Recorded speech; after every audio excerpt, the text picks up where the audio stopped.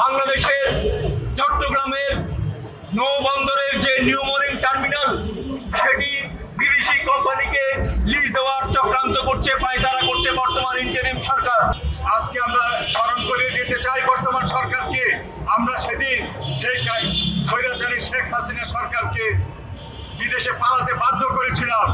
আজকেও যদি সেই দুঃশাসন থাকে, সেই স্বৈরাচারী ব্যবস্থা কায়েম থাকে, তাহলে আপনি তৈরি হয়ে যান। আমরা জনগণকে সাথে নিয়ে আপনার বিরুদ্ধে সেই আন্দোলন গড়ে তুলব।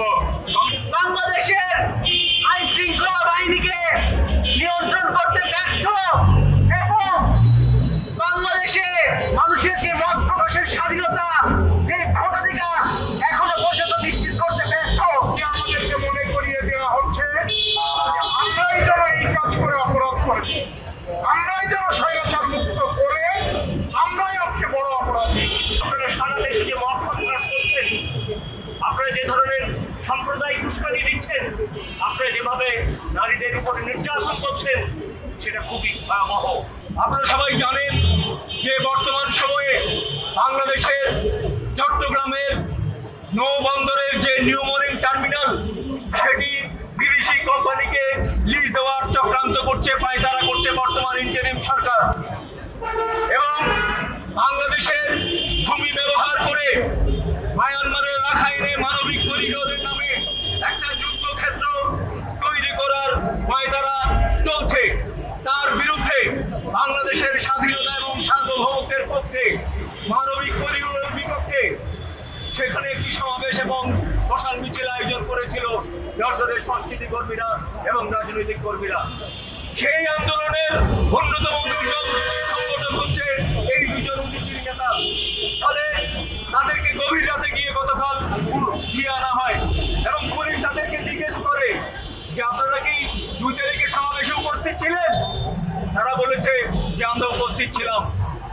পুলিশ অতঃপর তাদেরকে বলেছে যে আপনারা যা করছেন তা হচ্ছে এই সমাবেশের মধ্য দিয়ে আপনারা আওয়ামী পুনর্বাসন করার চেষ্টা করছেন।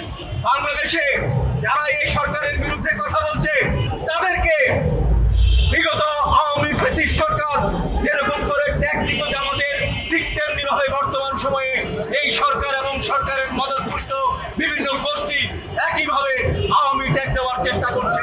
যশোরে যে ঘটনাটা ঘটেছে সেটি কিসের আলামত? আমরা অনেক রক্তের বিনিময়ে 16 বছরে বাংলার মুক্তিকামী জনগণের উপর চেপে থাকা যে স্বৈরাচারী ফ্যাসিবাদী শাসন, সেই খুনি হাসিনার সরকারকে পতন করেছে।